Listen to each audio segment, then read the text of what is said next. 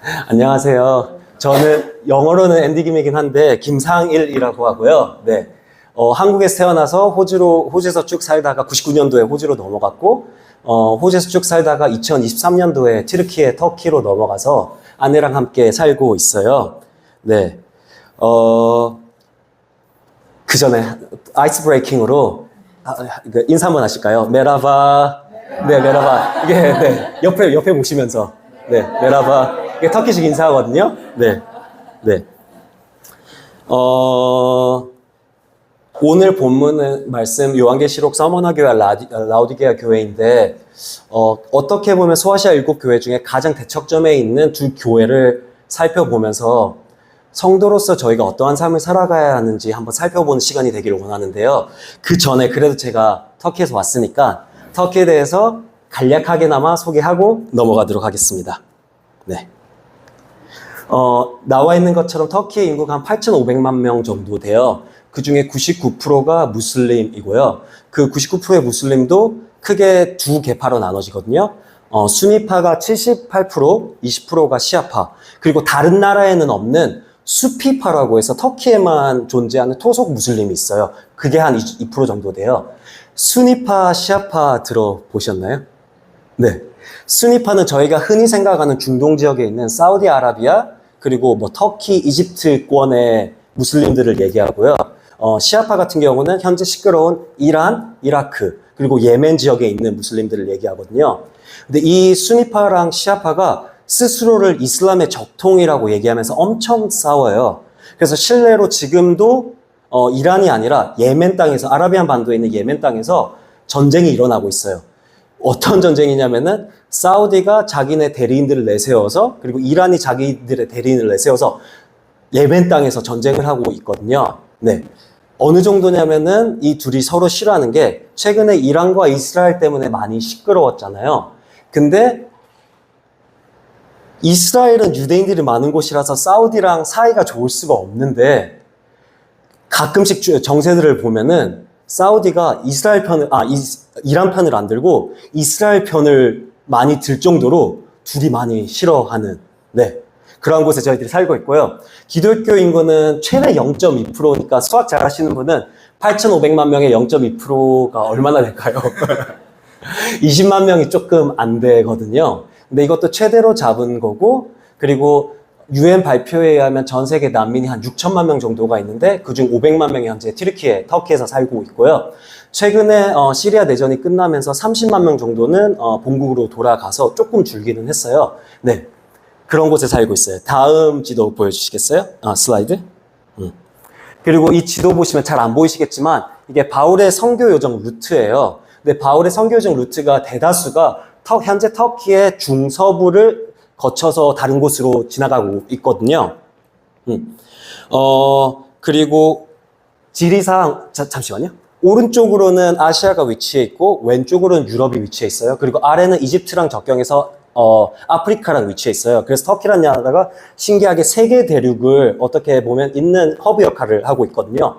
그러다 보니까 보통 다국적 기업들이 유럽으로 진출하기 위해서 교두보로 삼는 곳이 터키이기도 하고, 또한 아프리카나 중동에서 많은 난민들이 넘어올 때 여기를 일단 먼저 넘어와요. 그리고 나서 5년이고 10년이고 기다렸다가 이게 허가가 떨어지면 유럽으로 이주하는 그런 상황이거든요. 그러다 보니까 이스탄불에 가면은 정말 많은 다양한 인종들의 사람들을 볼 수 있어요. 호주도 보통 다 문화 국가라고 하는데 호주보다 훨씬 더 유럽부터 시작해서 아프리카, 중동, 아시아, 그냥 세계 각국의 사람들을 이스탄불에서 볼 수 있거든요. 되게 매력적인 도시이고 나라예요. 그래서 언젠가 기회가 되시면 한번 방문해 보셔도 좋을 것 같아요. 네. 멀어요, 근데. 비행기로 인천에서 이스탄불까지 11시간 걸려요. 11시간 반. 네, 11시간 반 걸려요. 네. 다음 지도 가주시겠어요? 네. 네. 이 또 다른 지도인데, 왼쪽 위에가 이스탄불이에요. 이게 콘스탄티노플이라고 잘 알려진 이스탄불이고요. 중간 아래 시리아 보이시죠? 거기 접경의 안디옥이라고 보이시죠? 그게 성경에 나오는 수리아 안디옥이거든요. 수리아 안디옥이 2023년도 2월에 터키에서 엄청 큰 지진이 났는데 혹시 들어보셨을까요? 어느 정도 규모였냐면은 공식적으로는 5만 명, 비공식적 집계로 10만 명이 사망했어요. 그곳에서. 근데 그 지진의 중심에 있었던 곳이 성경에 나오는 수리아 안디옥 지역이었고요. 중앙에 보시면 앙카라라고 되어 있는데 그게 현재 트리키의 행정 수도예요. 그곳에서 저희들이 머물고 있고 성경에서는 갈라디아 지역으로 알려진 곳이고요. 그리고 특별히 왼쪽에 별들이 되어 있는 게 소아시아 7교회인데 그 중에서도 왼쪽 아래 보시면은 서머나 지역이 있고요. 서머나 지역 같은 경우는 현재는 이즈미르라는 지역으로 알려져 있는데 터키 제3도시예요. 인구는 한 450만 명 정도 되는 아주 아름다운 에게를 접경한 항구 도시이고요. 그리고 거기서 오른쪽으로 조금 들어가면은 라우디게아 교회가 나와요. 근데 2000년이 지난 지금도 그 지역은 여전히 라우디게아라고 불리고 있어요. 그러면 이제 본격적으로 서머나랑 라우디게아 지역을 살펴볼 텐데, 몇 가지 특징을 제가 나눠드릴게요. 서머나는 여러분 아주 부유한 도시였어요. 제가 금방 말씀드린 것 같이 항구 도시이면서 군사적 요충지였기 때문에 무역업도 발달하고 상업도 엄청 발달해 있는 그런 곳이었거든요.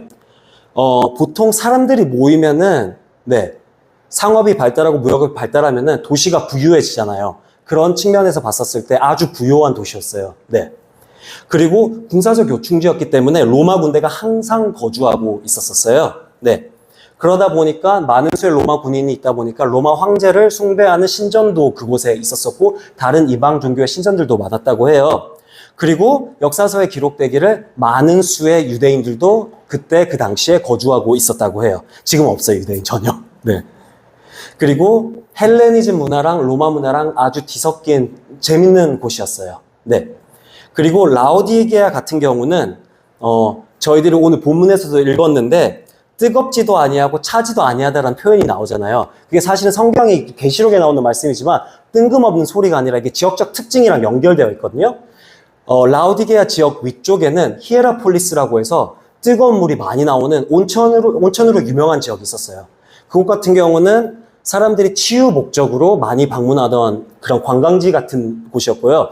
그리고 아래 어느 쪽이 아래에서 오른쪽에는 골로새 지역이 있었거든요. 그 골로새가 어떤 지역이냐면은 골로새서 그 골로새 지역이에요.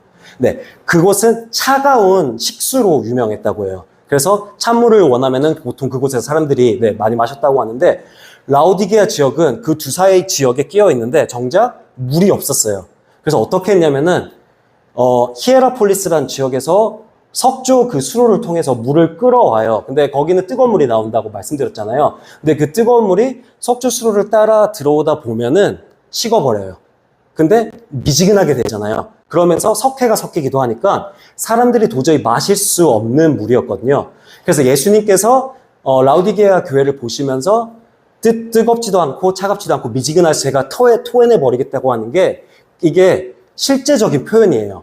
그 라우디게아 지역에 있던 물들은 도저히 사람들이 마실 수 없기 때문에 저희들이 마셨다가 토해내 버리는 그런 수준의 물이었거든요. 재밌지 않으세요?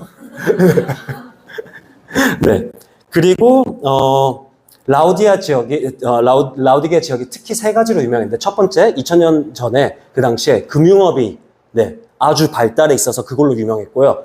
두 번째가 전반적인 의료 시스템이 발전해 있었대요. 근데 그 중에서도 눈에 넣는 안약이 아주 유명했다고요. 근데 자세히 보시면 계시록에 라우디게아 설명할 때 안약 얘기도 나오거든요. 이게 그냥 근거 없는 소리가 아니라 다 지역적 문화적 특색이 다 들어간 내용이거든요. 안약이 유명했고 마지막으로 옷감이 유명했는데 그 중에서도 트리미타라는 튜닉, 그 코트가 유명했대요. 그러니까 어느 정도였냐면은 저희들이 보통 하버드 대학 학생도 아닌데 하버드 대학을 방문하게 되면 애들한테 후드 사입혀서 하버드 유니버시티 적혀있는 옷 입히잖아요. 또는 뉴욕이나 이런 데 큰 대도시를 방문하게 되면 I love 뉴욕 있잖아요. 그런 식으로 그 트리미타라는 라우디게아 지역 튜닉을 입고 있으면 이게 나 라우디게아 지역에 살아 아니면 나 라우디게아 지역에 가봤어 라고 할 정도로 선풍적인 인기를 끄는 그러한 지역이었다고 해요. 그러다 보니까 아주 부유했대요. 내륙 지방이다 보니까 군사적 요충지도 아니어서 로마 군대가 주둔했던 역사적 기록도 없고요. 유대인들이 있기는 했지만 서머나 지역만큼 많지도 않았대요. 그런 상황에서 아주 부유했는데 어느 정도 부유했냐면은 그 당시 기준으로 세계 10대 도시를, 세계 10대 부유한 도시를 꼽으면은 능히 쉽게 들어갈 수 있을 정도였고, 역사서에 보면은, 주후 60년쯤에 그 지역에 아주 큰 지진이 일어났다고 해요. 근데 보통은 저희가 지진이 일어나면은 전 세계에서 원조가 오잖아요. 그 지역 같은 경우는 큰 지진이 일어나서 많은 피해를 입었는데, 로마 군대들이 로마 그 나라에서 도움을 준다고 해도 거절하고, 다른 주변 지역에서 도움을 준다고 해도 거절했다고 해요. 그 이유가 뭐라면은, 우리 너희 도움 필요 없어. 충분히 부유하게 잘 살아서 우리가 스스로 재건할 수 있기 때문에 도움 거절할게. 라고 할 정도로 프라이드도 강했고, 서머나도 부유한 도시였지만 그거와는 비교가 되지 않을 정도로 부유한 도시였다고 해요. 네. 다음 슬라이드 가주시겠어요? 네. 계시록에 나와 있는 두 교회를 살펴보면은 예수님께서 서머나 교회는 칭찬만 하세요. 네. 칭찬만 하시고 책망을 전혀 하지 않으세요. 반대로 라오디게아 교회는 책망만 하세요. 그리고 칭찬을 전혀 안 하세요. 네. 그러면은 7교회 중에서도 가장 극명한 대비를 이루고 있는 두 교회이거든요. 네. 그렇게 봤었을 때 교회가 그리고 예수 그리스도를 믿고 따르는 성도가 추구해야 할 방향이랑 길이 정확하게 드러나잖아요. 책망 없이 칭찬만 받는 교회, 그리고 칭찬 없이 책망만 받는 교회. 그 교회들 중에 어떤 교회가 되기를 원하시나요? 동시에 어떠한 성도가 어떠한 성도의 삶을 살기를 원하시나요? 이건 사실은 둘 중에 7교회 중에 나한테 더 맞는 교회를 고르는 질문이 아니라 이미 답이 정해져 있는 질문이에요. 동의하십니까? 동의하셔야 돼요. 칭찬만 받고 책만 받지 않는 교회, 책망만 받고 칭찬받지 않는 교회. 답이 정해져 있는 질문이잖아요. 그쵸? 네. 그러면은 서머나 교회 어떤 면 때문에 예수님께서 칭찬했고 라오디게의 어떤 면 때문에 예수님께서 책망했는지 조금 더 자세히 들여다보기를 원합니다. 그리고 결국에 교회를 이루는 건 여러분과 저와 같은 성도 한 사람 한 사람이기 때문에 그 교회를 이루는 성도로서 저희가 어떠한 삶을 살아야 하는지 들여다보는 시간이 되길 원합니다. 네. 첫 번째는 3가지 포인트가 있는데 첫 번째는 가난함 대 부요함이에요. 2장 9절에 저만 말하면은 지루하니까 한 목소리 한번 읽으실까요? 계시록 2장 9절이요. 네. 시작. 내가 내 하나와 물고를 알거니와 실상은 내가 부요한 자리라 같이 유대인이라 하는 자들의 인간도 알거니와 실상은 유대인이 아니요 사탄의 향이라. 오케이. 저기 볼드 되어 있는데 궁핍을 알거니와 실상은 내가 부요한 자니라. 여러분 뭔가 이상하지 않으세요? 제가 방금 5분 전에 말씀드렸어요. 서머나는 항구 도시이고 군사적 요충지이기 때문에 무역업이랑 상업이 워낙 발달했었고 그래서 아주 부유한 도시라고 방금 역사적으로 기록되어 있다고 말씀드렸는데 정작 예수님께서는 그 서머나 지역에 사는 서머나 교회 성도들을 바라보면서 이들이 궁핍하다고 말씀하고 계세요. 슬라이드에 나와 있는 것처럼 헬라어로 가난을 뜻하는 단어가 2가지가 있다고 해요. 첫 번째는 페네스로 상대적 가난이래요.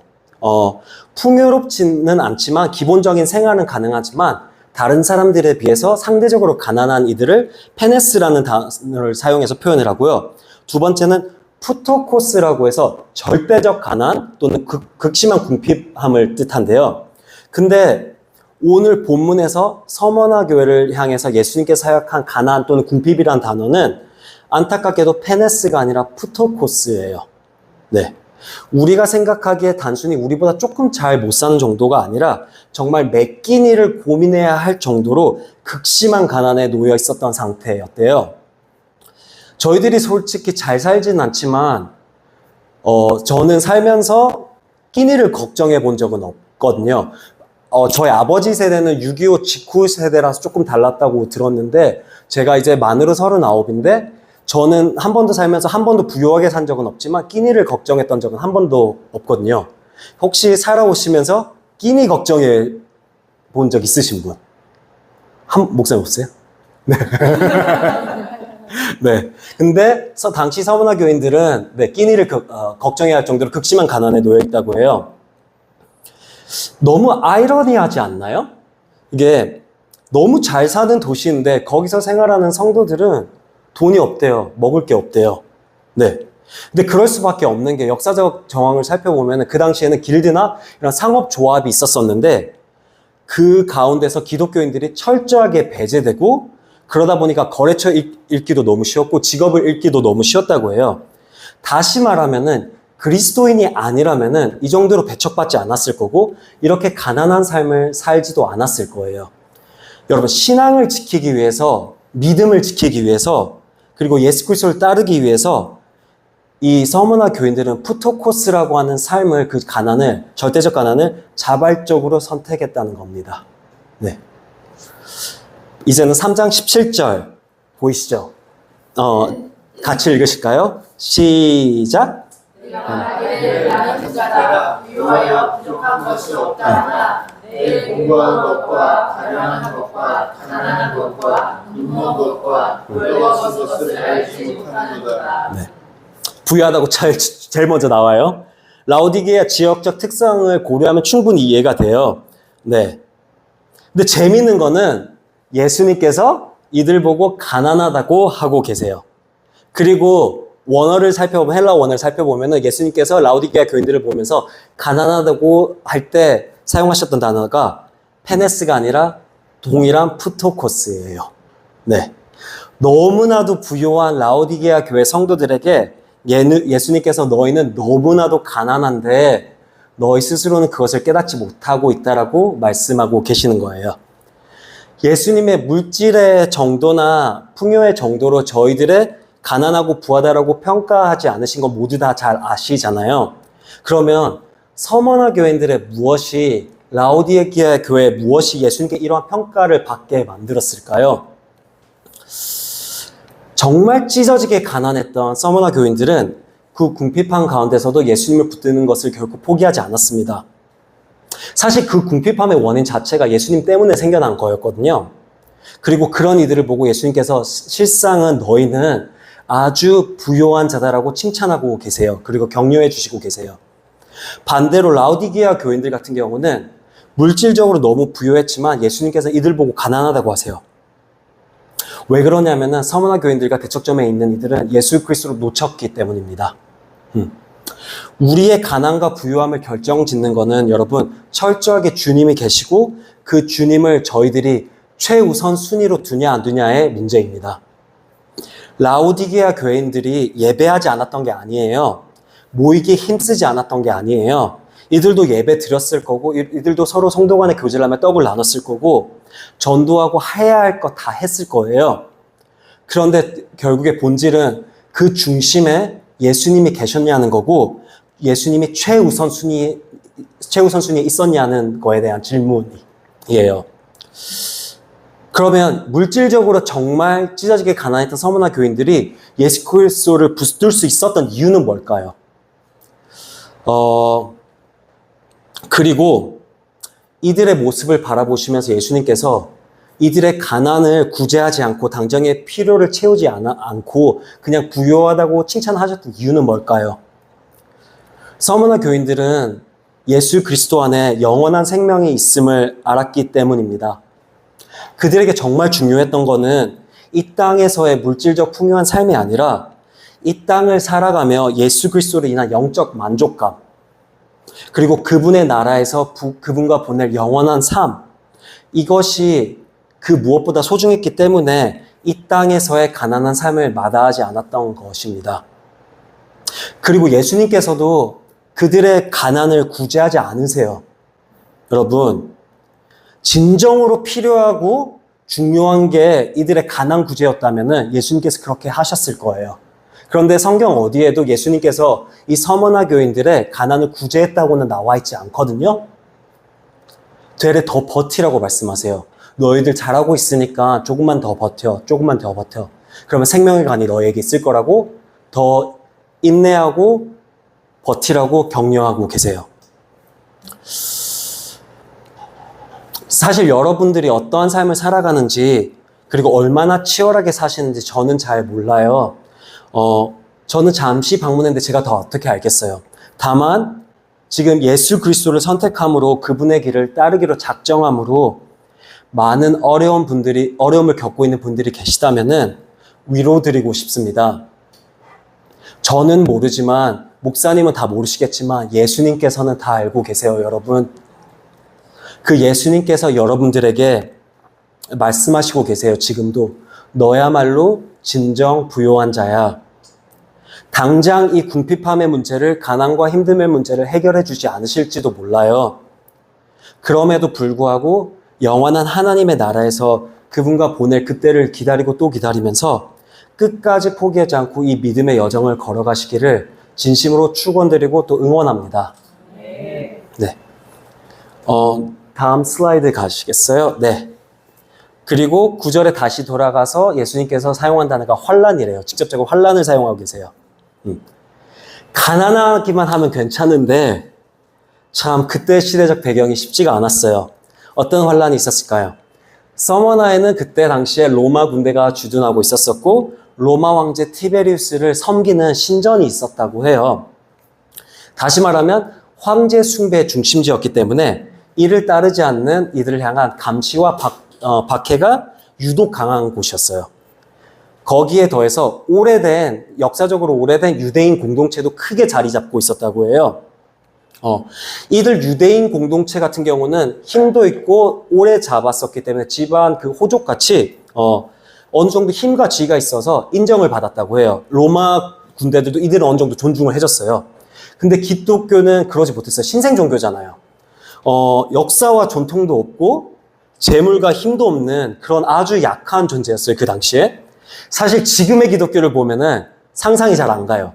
사실 저희들이 살아가는 지금 시대는 어떻게 보면 기독교가 기득권인 시대이잖아요. 네. 근데 그 당시에는 신생 종교로서 유대인들은, 그리고 유대교는 유대교대로 기독교인들은 아주 많이 핍박하던 때였거든요.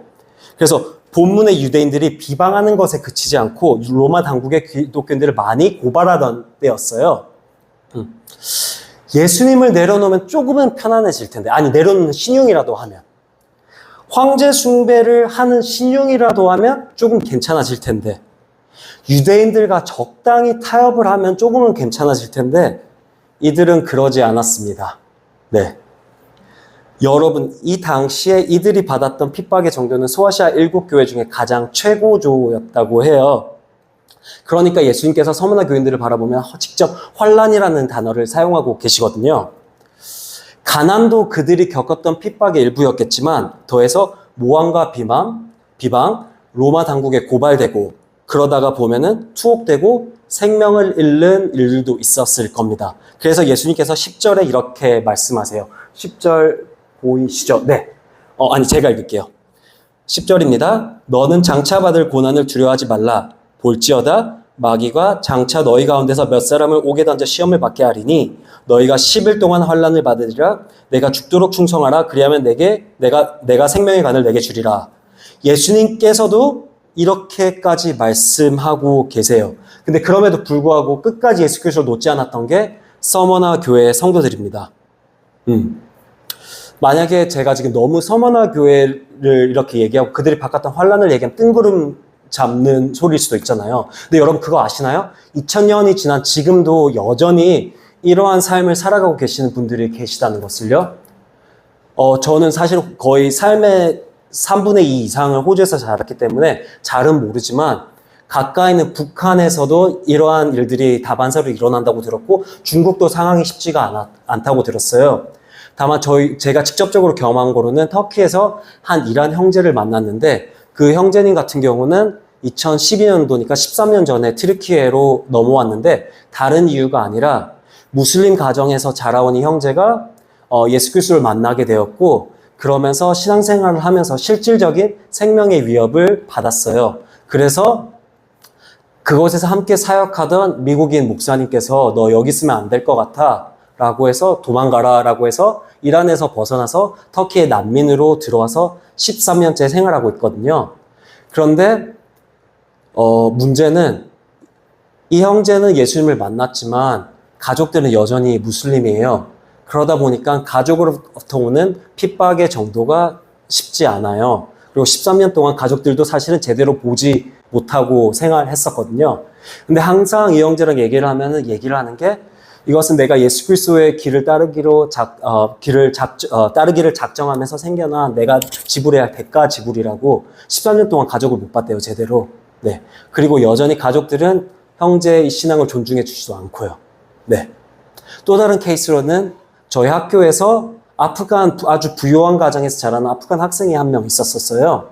그런데 몇 년간의 그 친구들과 선생님들의 오랜 기도로 인해서 이 아프간 학생이 예수님을 결국에 영접했어요. 근데 여러분, 이게 문화적으로 이해하시려면은 아프간이나 이란에서 예수님을 따른다는 거는 너 교회 가지마 하는 정도가 아니라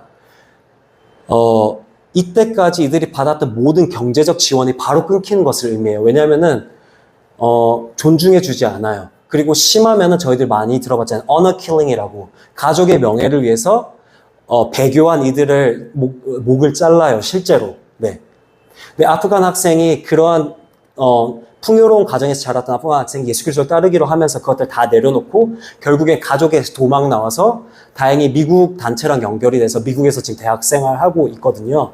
여러분, 이 서머나 교인들이 받았던 비슷한 핍박이 먼 얘기가 아니라 지금 21세기에서도 여전히 일어나고 있는 것을 꼭 기억하셨으면 좋겠습니다. 네. 그렇기 때문에 여러분, 우리가 예수 그리스도를 따르기로 작정하면은 어쩌면 가난과 핍박은 필연적인 요소예요. 누구에게나 일어날 수밖에 없는. 네. 반대로 라오디게아 교회를 살펴볼게요. 다 같이 17절 다시 한번 읽으실까요? 내가 너희를 나누는 자라 위로하여 부족한 것이 없다 하나 내 공부한 것과 가련한 것과 눈먼 것과 벌거벗은 것을 알지 못하는도다. 아멘. 말씀 어디에도 이들이 받았던 환난과 고난 핍박에 대한 언급이 없어요. 되려 부요해서 부족한 것이 없다라고 말씀하고 계세요. 역사적으로 라오디게아 지역은 군사적 요충지가 아니었기 때문에 로마 군대가 없었어요. 유대인에 대한 언급도 본문에서 나와 있지 않지만 역사를 살펴보면 소수의 유대인들이 있었다고 해요. 근데 이 소수의 유대인들과 라오디게아 교인들이 생각보다 공존하면서 잘 지냈다고 해요. 네. 특별히 어려움이 없었던 것 같아요. 근데 예수님께서는 이들을 두고 곤고한 것과 가련한 것과 라고 표현하고 계세요. 원어를 살펴보면 이 공고한 것과 가련한 것이 고통과 고난에 찌든 자, 아주 비참한 상태래요. 그리고 불쌍히 여길 만한 치근한 자, 곧 처참한 상태래요.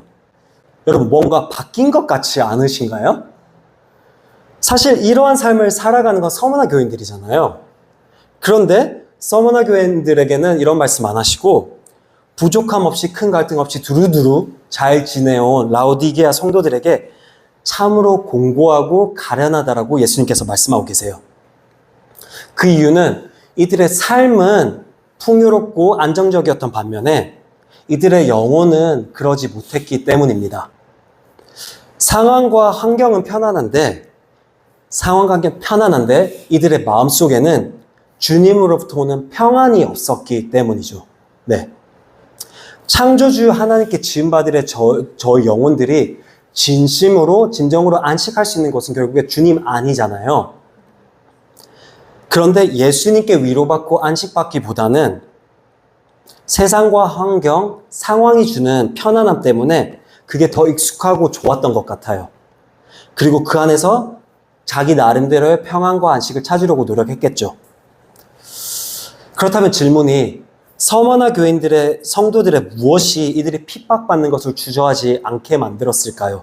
그리고 라오디게아 성도들의 무엇이 이들이 그냥 두루두루 잘 지내면서 그냥 이렇게 잘 살자라고 했을까요? 여러분, 그 이유는 예수 그리스도를 따르기 위해서 직업을 잃고 배척당하면서 가난을 선택했던 것과 다르지 않아요.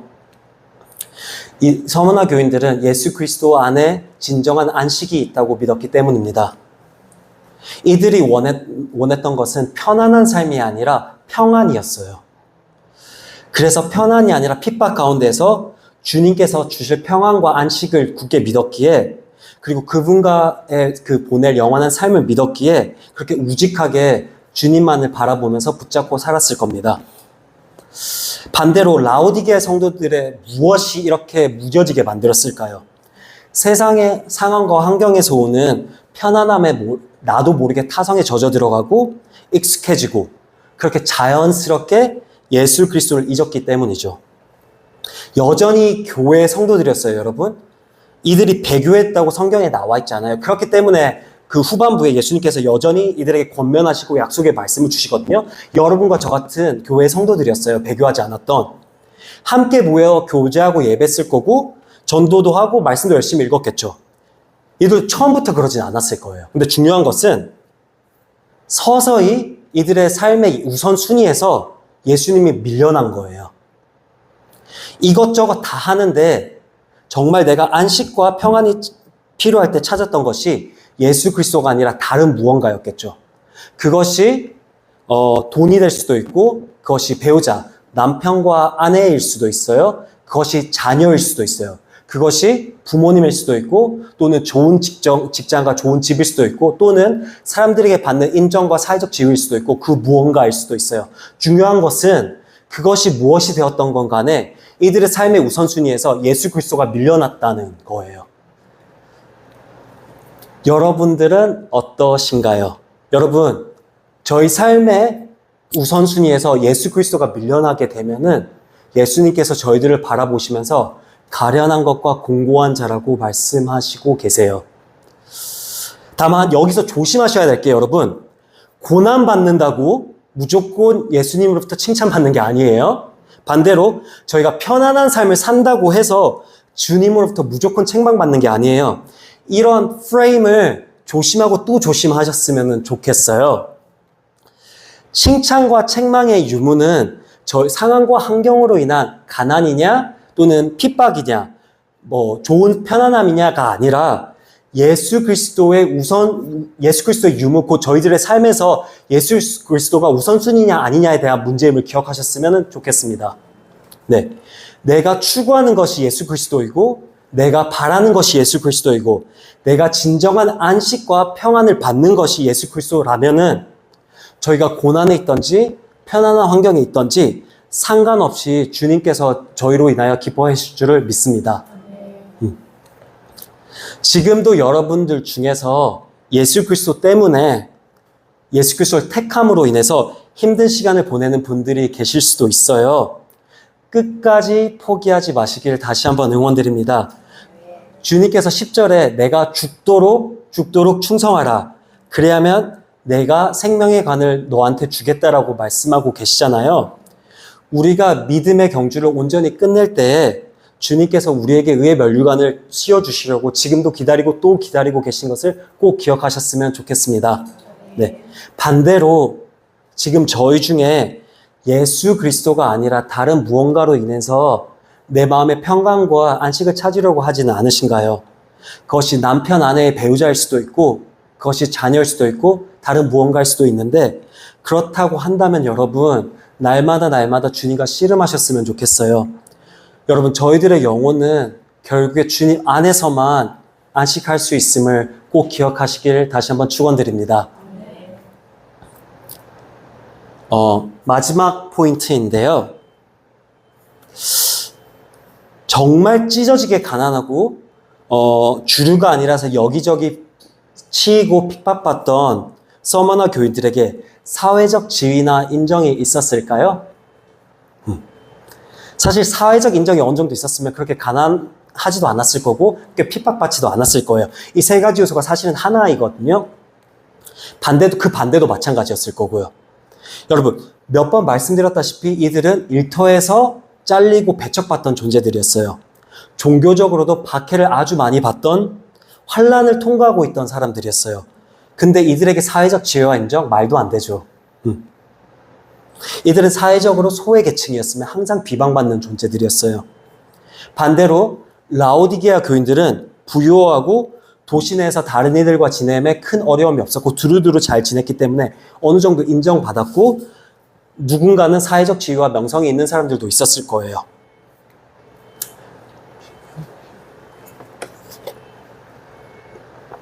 저희가 자라오면서 이런 말들을 진짜 많이 들었잖아요. 좋은 학교 가서 좋은 직업 가지고 전문직 가지고 높은 위치에서 예수 그리스도의 이름을 드높이라고 많이 들으셨고 많이 하셨죠. 네. 아니면 영향력 있는 사람들이 돼서 선한 영향력을 주위의 사람들한테 끼치라고 많이 듣고 많이 하셨죠. 그런데 저희가 오늘 같이 읽은 본문은 그렇게 말하고 있지 않습니다. 되려 반대를 얘기하고 있어요. 네. 현재 주류를 이루고 있는 세상의 가치관들은 오직 성공을 향해 달려가라고 말하고 있습니다. 그리고 나만을, 그리고 내 가족 먼저 챙기라고 말하고 있죠. 시스템과 체계가 이미 다 이루어져 있어요. 그리고 그 시스템을 벗어나면은 이상하다고 하고 배척받기가 너무 쉬운 세상에 저희들이 살고 있거든요. 그래도 선한 영향력을 펼쳐야 하니까, 사람들의 인정을 받아서 선한 영향력을 펼쳐야 하니까 좋은 대학은 나와야겠고, 좋은 대학 나와서 삶은 어느 정도 안정적이어야지 사역도 하고 뭔가를 도울 수 있으니까 좋은 직장도 구해야겠고, 다들 하는데 나만 안 하면 바보 되니까 사람들이 다 하는 투자도 해야겠고, 좋은 집도 사야겠고, 그러다가 자식이 태어나면 좋은 학교, 좋은 교육, 내가 살아왔던 것보다 더 치열하게 이 세상의 가치관을 쫓아 살고 키우려고 하는 게 현 시대의 주소이거든요. 좋은 대학, 좋은 집, 좋은 직장 등이 나쁜 건 아니에요. 상황이 허락하고 능력이 되면 좋은 학교 가서 좋은 집에서 살면 좋죠. 문제는 여러분, 우리가 한정된 시간과 에너지 그리고 자원 속에서 유한한 땅에서 이 삶을 살고 있는데, 믿는 자로서 그 가치관과 중심에 무엇을 우선순위로 두고 있냐는 질문인 것 같습니다. 제가 정말 좋아하는 로마서 12장 1, 2절에 예수님께서 너희는 이 세대를 본받지 말라라고 말씀하고 계시잖아요. 영어를 살펴보면은 Do not conform to pattern of this world. 이 세대의 트렌드와 유행을 쫓지 말라라고 말씀하고 계시거든요. 그런데 사실 그리스도인의 뜻은 세상과는 다른 사람들이라는 뜻인데, 저희는 사실은 세상의 트렌드를 따라가는 삶을 살고 있잖아요. 유행을 또 쫓고 또 다른 유행을 쫓아 살고 있지는 않으신가요? 여러분, 세상의 유행과 트렌드를 남들이 다 하니까 하는 것을 정말 경계하셔야 합니다. 네. 서머나 교회의 성도들은 풍요롭고 안정된 삶 대신에 누군가에게 사회적으로 인정받고 좋은 자리에서 좋은 선한 영향력을 끼치던 대신에 가난한 삶을 직접적으로 선택했고 핍박받는 것을 주저하지 않았어요. 사회적 명성과 지위도 추구하지 않았습니다. 보통 한 사람이 그러면 그냥 미쳤네 그러면서 대단하다고 하잖아요. 예를 들어서 목사님이 그러한 삶을 살고 있으면은 와, 우리 목사님 대단하네? 그럼 속으로 미쳤네 할 수 있는데, 네. 근데 목사님이니까 가능한 거야라고 말씀하실 수 있는데, 서머나 교회에게 말씀하고 계세요. 서머나 교회 리더한테 말씀하시는 게 아니라 서머나 교회에게 말씀하신다는 것은 서머나 교회를 이루고 있는 성도 한 사람 한 사람이 대다수가 그러한 삶을 살고 있었다는 거예요. 여러분, 단체로 미친 거죠, 사실은. 근데 도대체 뭘 위해서요? 세상이 주는 가치관과 풍요로운 시스템이 아니라 예수님께 미친 거예요. 세상이 주는 편안이 아니라 예수님이 주시는 평안을 원했어요. 그분 안에서 안식하기를 원했어요. 그리고 무엇보다 이 땅에서 유한한 짧은 삶이 아니라 영원한 하나님의 나라에서 그분과 예배하고 교제하는 그 영원한 삶을 선택하고 꿈꿨어요. 사실은 이것은 저희들이 선택하는 것이 아니라 저희들이 예수 그리스도를 따르기로 작정한 그 순간부터 모든 믿는 자들의 그리스도인들의 삶이 되어야 할 줄을 믿습니다. 동의하십니까? 네. 다음 슬라이드 가주시겠어요? 여러분, 그리스도인들은 사실 모든 사람들에게 사랑받는 존재가 아니에요. 예수님의 삶을 한번 살펴보세요. 모두에게 사랑 안 받으시고 왕따 당하고 고통당하고 소외받으시고 고난당하셨잖아요. 다 같이 요한복음 15장 18절에서 20절 소리내서 함께 읽어보실까요? 시작! 세상이 너희를 미워하며 너희보다 먼저 나를 미워한 줄을 알라. 너희가 세상에 속하였으면 세상이 자기 것을 사랑할 거니라. 너희는 세상에 속한 자가 아니요 도리어 내가 너희를 세상에서 택하였기 때문에 세상이 너희를 미워하느니라. 내가 너희의 형사를 기억하라. 종이 주인보다 더 크지 못하다 하였으니 그들이 나를 박해하였은즉 너희도 박해할 것이요 내 말을 지켰은즉 너희 말도 지킬 것이라. 아멘. 예수님의 말씀입니다. 여러분, 저희가 예수 그리스도의 이 길을 쫓아가기를 결정한 순간 당연히 세상에 나아가서 그 사람들 가운데서 복음을 전하고 빛과 소금의 역할을 하는 존재가 되어야겠지만 실상은 저희들의 정체성은 세상에 속한 이가 아니라 예수 그리스도께 속한 이, 결국에 세상 공중 권세 잡은 자와 예수님은 공존할 수 없거든요. 그래서 정체성을 반드시 다시 잡아야 해요, 여러분. 여러분은 세상이 아니라 예수 그리스도 안에 속한 이심을 기억하시길 바랍니다. 네. 두 교회 모두 아주 부요한 지역에 위치해 있어요. 서울이, 저는 시드니에서 자랐고 서울이고 둘 다 부요한 도시잖아요. 그러한 곳에서 서머나 교회와 라우디게아 교회 성도들이 자리에 있었어요. 그런데 한 교회는 가난을 선택했고 다른 한 교회는 스스로 잘났다며 그냥 부요한 삶을 선택했어요. 한 교회는 가난과 핍박을 선택했고 다른 한 교회는 부요한 삶과 세상이 주는 편안한 삶을 선택했어요. 그 차이가 어디서 오는 걸까요? 한쪽은 찢어지게 가난하고 한쪽은 부유해서일까요? 너무 가난하니까 주님밖에 붙들 수가 없어서일까요? 그럴 수도 있어요. 반대로 너무 부유하니까 주님을 붙들 필요가 없어서일까요? 그럴 수도 있어요. 그런데 이거는 부분적으로 맞아요. 부분적으로 맞다고 하는 이유는 여러분, 보통 이렇게 이분법적으로 나눠버리면 저희들은 프레임을 씌워버려요.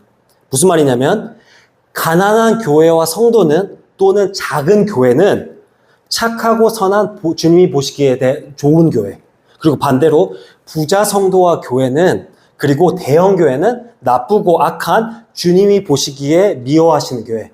여러분, 절대 주님께서는 이렇게 나누고 있지 않으십니다. 이거야말로 세상 기준이심을 꼭 기억하셨으면 좋겠어요.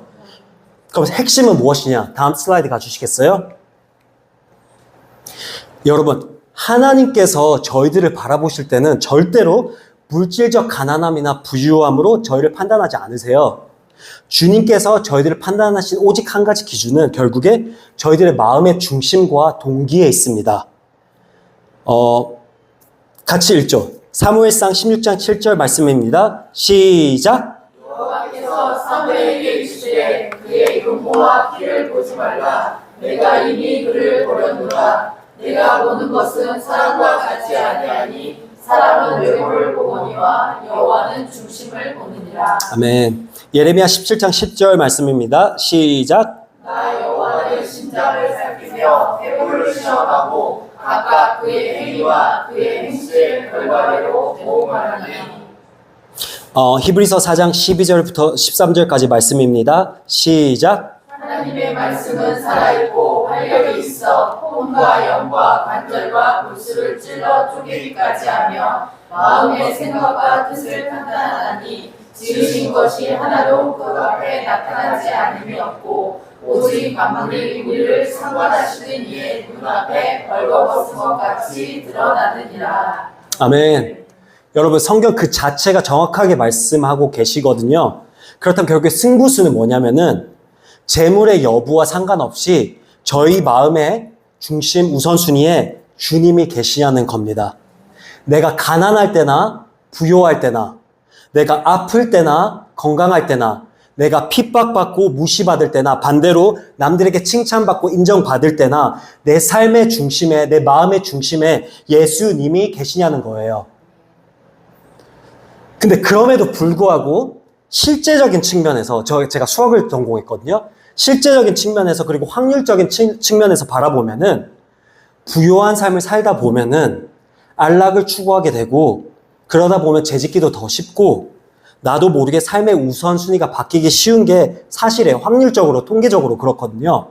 그러니까 예수님께서 마태복음 19장 23절, 24절에 낙타가 바늘기로 들어가는 것보다 부자가 하늘나라로 들어가는 게 더 어렵다라고, 더 쉽다고 말씀하시잖아요. 무슨 말씀인지 아시죠? 네. 근데 핵심은, 그럼에도 불구하고 핵심은 상황과 환경에서 오는 가난함, 부유함, 핍박, 편안함 등 물질 세계 형태의 것이 아니라 저희의 마음의 중심이라는 겁니다. 저희의 본성은 악하여서 편안한 것을 찾게 되어 있어요. 안정적인 것을 찾게 되어 있거든요.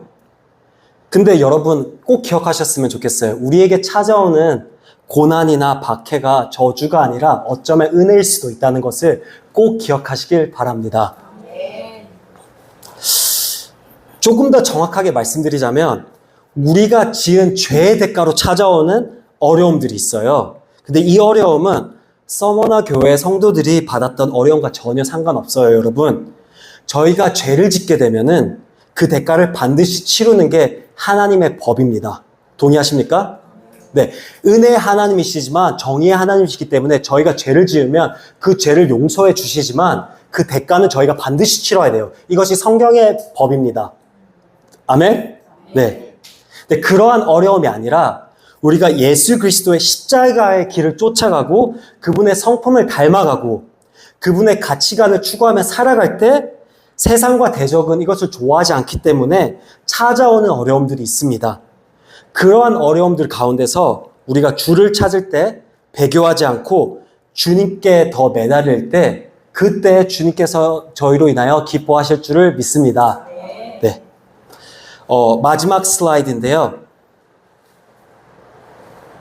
네. 제가 개인적으로 정말 좋아하는 사도 바울의 고백으로 마무리를 했으면 좋겠어요. 빌립보서 3장 7절에서 9절과 20절을 먼저 같이 읽겠습니다. 시작. 그러나 무엇이든지 내게 유익하던 것을 내가 그리스도를 위하여 다 해로 여길 뿐더러 또한 모든 것을 해로 여김은 내 주 그리스도 예수를 아는 지식이 가장 고상하기 때문이라. 내가 그를 위하여 모든 것을 잃어버리고 배설물로 여김은 그리스도를 얻고 그 안에서 발견되려 함이니 내가 가진 은은 율법에서 난 것이 아니요 오직 그리스도를 믿음으로 말미암은 것이니 곧 믿음으로 하나님께로부터 난 의라. 그러나 우리의 시민권은 하늘에 있는지라 거기로부터 구원하는 자 곧 주 예수 그리스도를 기다리노니. 아멘. 4장 11절 12절도 같이 읽을게요. 시작. 내가 궁핍함으로 말하는 것이 아니니라. 어떠한 형편에든지 나는 자족하기를 배웠노니 나는 비천에 처할 줄도 알고 풍부에 처할 줄도 알아. 모든 일 곧 배부름과 배고픔과 풍부와 궁핍에도 처할 줄 아는 일체의 배결을 배웠노라. 아멘. 여러분 사도 바울의 이 고백이 가난할 때나 부할 때나 어떠한 형편, 어떠한 상황이든지 먼저 주님을 추구하고 주님을 찾는 여러분들이 되시기를 진심으로 축복드립니다. 또한 저희들이 살아가면서 그 상황과 환경에서 결정해야 할 때가 반드시 한 번은 올 거예요. 그때에 예수 그리스도를 택함으로써 가난과 핍박, 소외를 선택했던 서머나 교인들을 꼭 기억하시고 그러한 선택을 하시기를 다시 한번 진심으로 축복드립니다.